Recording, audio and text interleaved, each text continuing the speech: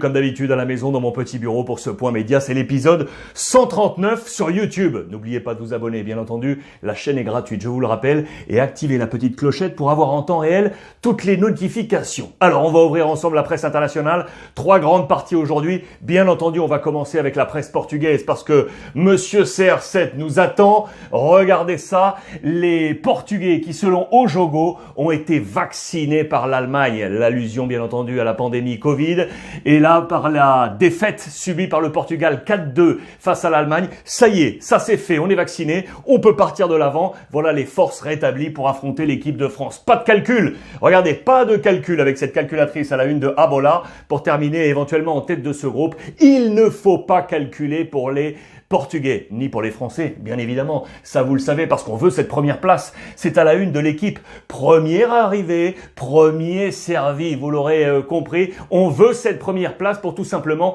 éviter les huitièmes de finale et l'écart peut-être difficile dans l'autre partie du tableau. On parle de chemin escarpé. Durant toute la journée, on va échanger ensemble sur les réseaux sociaux pour avoir au mieux les compositions d'équipe, d'abord probables, puis définitives. Jetons déjà un coup d'œil sur les cotes. Les cotes de ce match très attendu avec les copains de NetBet.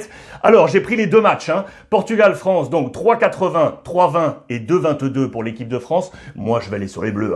Victoire de l'équipe de France, 2,22. Notez dans le même temps Allemagne et Hongrie. Et on va y revenir.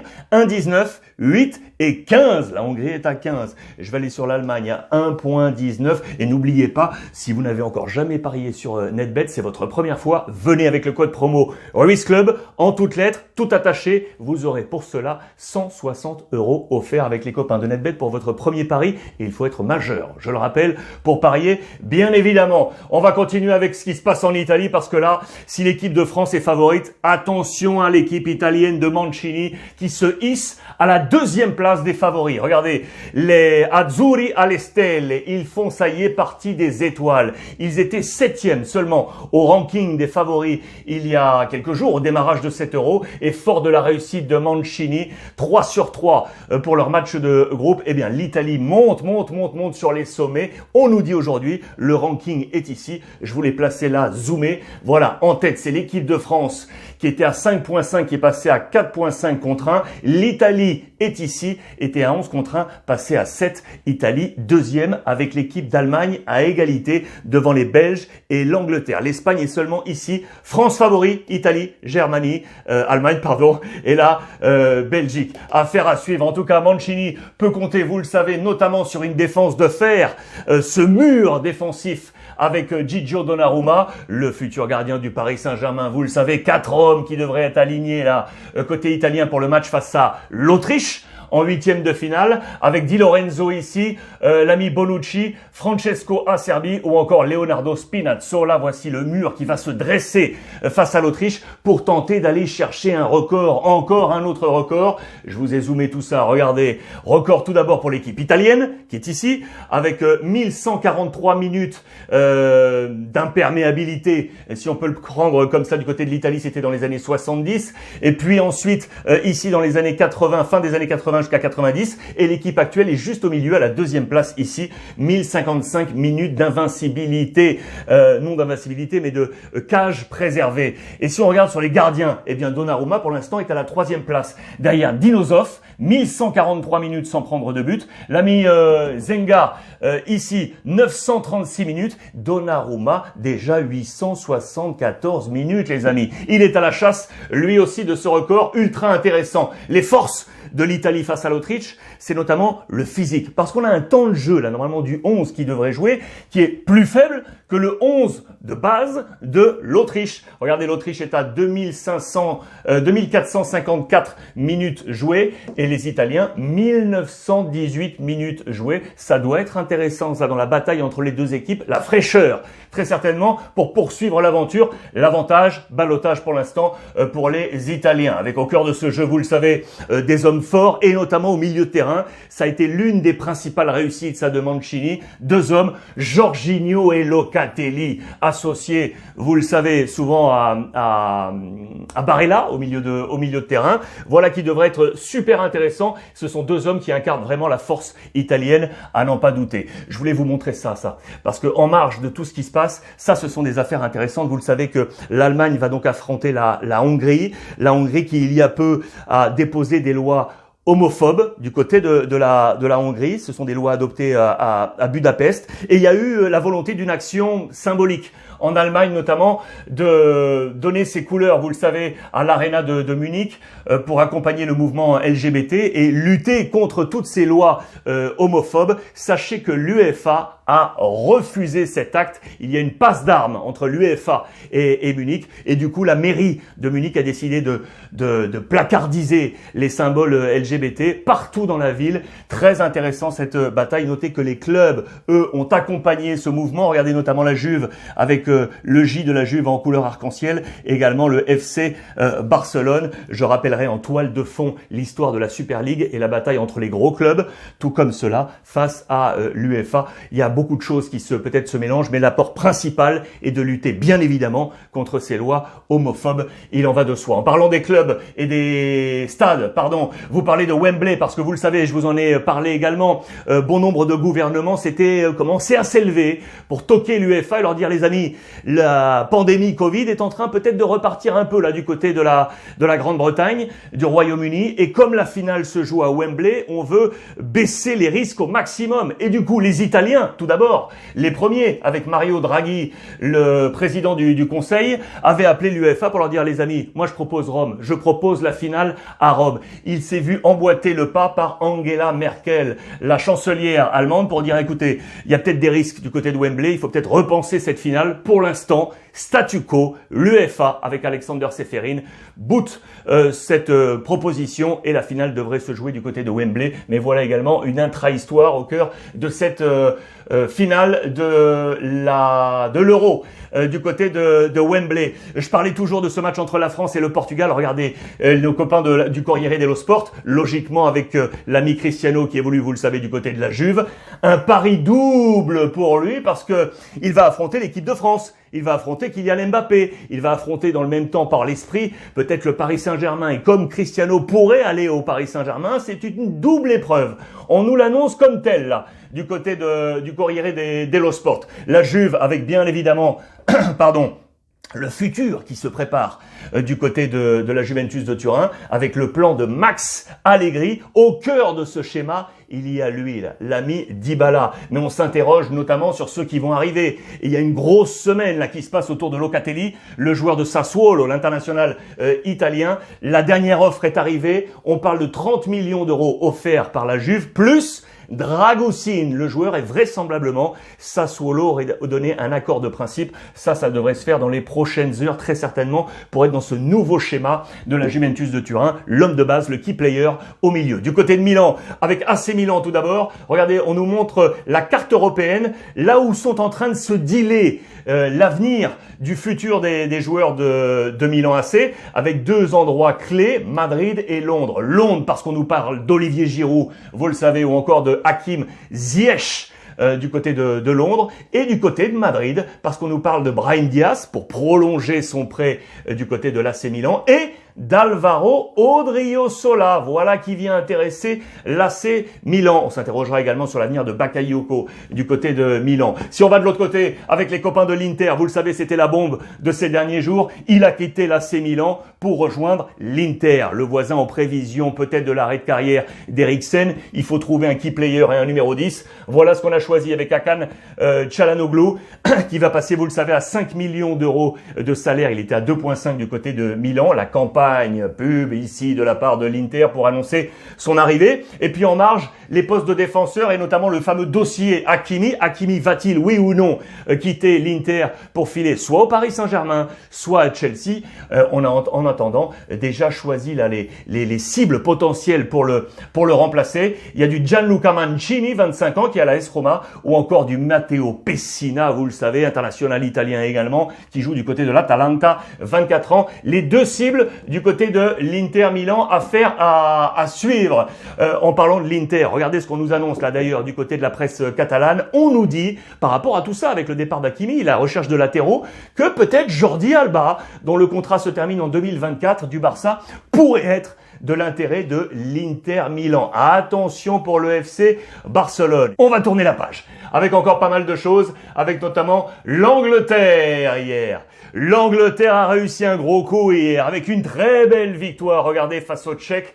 C'est 1-0 avec un homme au cœur de tout ça. C'est encore Sterling qui marque. Le joueur de Manchester City, il est à la une de toute la presse. Vous le voyez, je vous ai dévoilé absolument toutes les presses. Tout simplement pour vous montrer vraiment ce visage radieux de Sterling qui est l'homme fort offensif alors que Harry Kane n'y arrive toujours pas du côté de l'Angleterre. Et dans le même temps, parlant des équipes britanniques, l'Écosse de nouveau éliminée. L'Écosse n'arrivera jamais vraisemblablement à passer lors d'un grand tournoi international cette deuxième phase après la phase de groupe. Éliminée, défaite face à la Croatie, 3-1. On va y revenir pour vous montrer au cœur de cette équipe anglaise, oui, du Sterling, mais également du Grealish qui a été extraordinaire. Le capitaine d'Aston Villa, vous le connaissez, on en a parlé hier dans le mag avec Seb Vidal et son numéro 7. Regardez, recto verso là, en fonction, la petite photo est très sympa, en fonction de la une que vous choisissez. Voilà Grealish qui est un homme ultra important au milieu de terrain de cette équipe anglaise, l'un des classiques de l'ami Gareth Southgate. A-t-il été élu MVP ou encore Sterling, les amis? Regardez, eh bien non,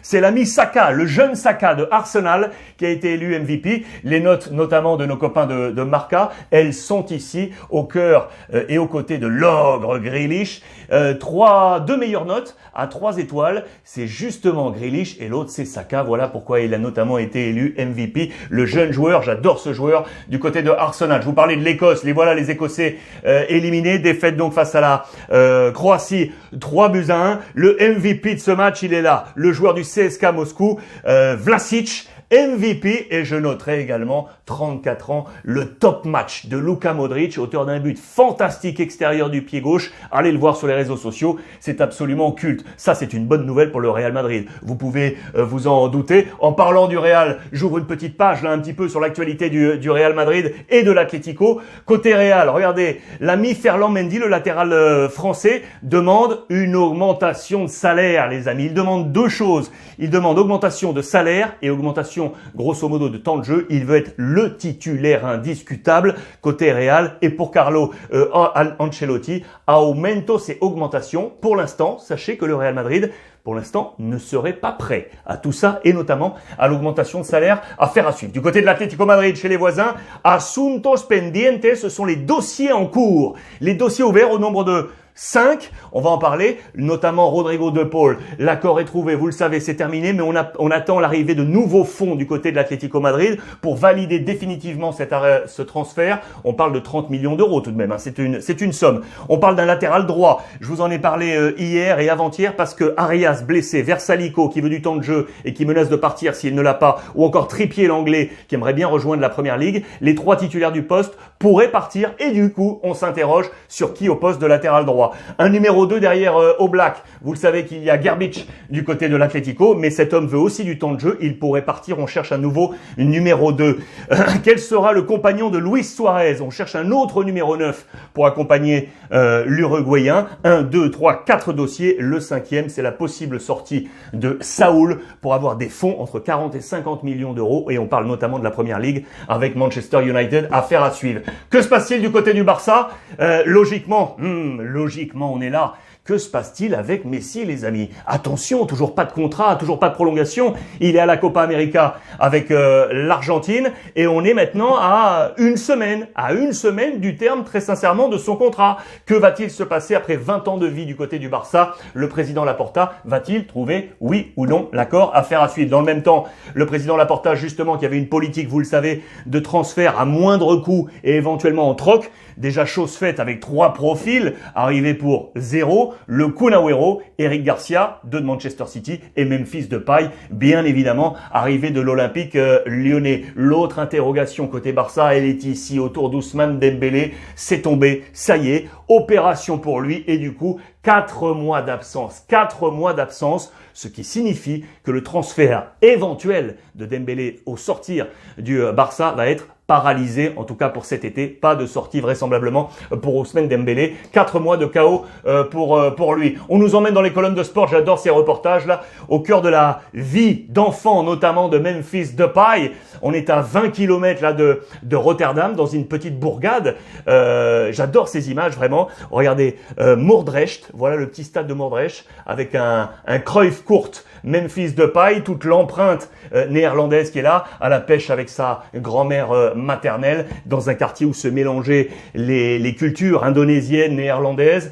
20 km de Rotterdam, voilà la vie de Memphis Depay qui arrive donc tout frais du côté du FC Barcelone avec le maillot de la sélection néerlandaise dans cette Euro. Le président Laporta, je vous l'ai dit, qui cherche des transferts, des renforts à moindre coût en mode troc. Regardez le dernier possible, regardez ça. Lui, vous le savez, il est en équipe internationale espagnole, hein. C'est le Roc, Adama Traoré, qui en ce moment est du côté de Wolverhampton, 25 ans. Il pourrait y avoir un troc avec Trincao. Trincao, 21 ans. Les deux hommes pourraient changer de club. Je vous rappelle qu'Adama Traoré avait été formé du côté du FC Barcelone, hein. Il était, regardez, le 23 novembre 2013, il avait fait ses grands débuts en remplaçant Neymar. Il avait alors 17 ans et 10 mois. C'était face à Grenade sous les ordres de Tata Martino. Et quelques temps plus tard, il marquera son premier but face à Huesca en coupe. Qui était le coach? Luis Enrique, tiens, le sélectionneur aujourd'hui de l'Espagne, il est dans ses plans. Voilà une possibilité pour les trocs et le mercato du Barça. On va tourner la troisième page, les amis. Troisième chapitre, troisième et dernier chapitre justement, c'est pour parler de l'Espagne. L'Espagne a qui tout double aujourd'hui, les amis. Il n'y a plus de réflexion possible pour Luis Enrique. On a confiance en vous. C'est le message de Marca autour de ce groupe au complet. Vous le voyez, la Roja, c'est la juega. L'équipe espagnole se la joue aujourd'hui. Joue qui tout double, all-in, tapis vert. Attention avec Luis Enrique. Justement, on parle de match ball. Regardez dans les colonnes de Sport, le quotidien catalan. L'équipe espagnole n'a pas le droit à l'erreur pour espérer se qualifier, mais surtout pour garder les cartes en main et ne pas dépendre de l'autre match de ce même groupe. Luis Enrique est-il sous tension? Lui le dit non. Regardez comment il est arrivé à Séville. Le point levé comme ça, un signe fort de la part de Luis Enrique. Question, moi, démissionner? Pas du tout. Je ne pense qu'à une chose, c'est à la prolongation de contrat. Voilà qui est dit de la part de Luis Enrique, qui va très certainement opérer à des changements dans son groupe. Le premier, de fait, c'est le retour du capitaine, Busquets, le Catalan qui est enfin de retour. Il sera dans le 11 de départ. Les autres changements possibles, pas mal de choses, et notamment, tiens, le joueur du Paris Saint-Germain, Sarabia, le révolutionnaire. C'est lui à chaque fois qui est le premier choix de Luis Enrique lors des premiers changements. Il insuffle souvent le nouveau souffle.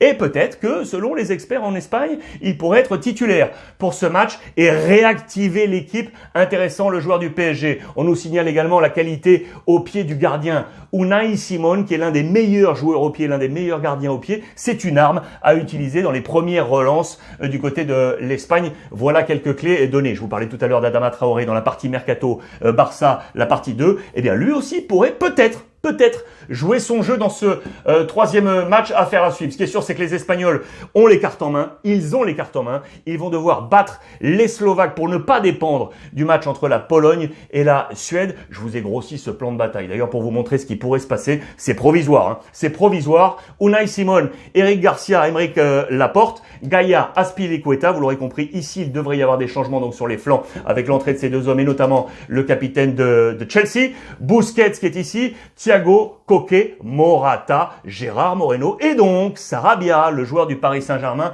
Voici le plan probable face à la bande lancée notamment par Hamzik et Skriniar en défense centrale. Très beau match attendu pour les Espagnols. Tenez, en parlant de l'Espagne, je voulais vous montrer ça parce que j'adore toujours ces petites histoires qui font partie là aussi de la grande histoire du football. Ça, vous le savez. Regardez, je vous montre cette photo. Pourquoi? Parce que l'ami Van der Vaart, le néerlandais, a déclaré ces derniers jours, l'équipe d'Espagne, pas terrible du tout, lamentable ce qu'ils sont en train de montrer. Oula, ça, vous imaginez la cote minute du côté des Espagnols. Réaction notamment de Busquets en conférence de presse. On lui pose la question, sa réponse, Van der Vaart, vous savez quoi? Moi tous les jours je passe devant une photo. La photo, c'est bien évidemment la finale de la Coupe du Monde 2010 où l'ami Iniesta marque l'unique but de la finale pour permettre à l'Espagne de s'imposer face aux Pays-Bas qui tacle au dernier moment pour essayer d'éviter ce but. L'ami Van der Vaart. Le message est lancé de la part de Busquets à son ancien adversaire sur la pelouse. Voilà les amis pour ce point média complet. On va se retrouver ce soir, viewing party.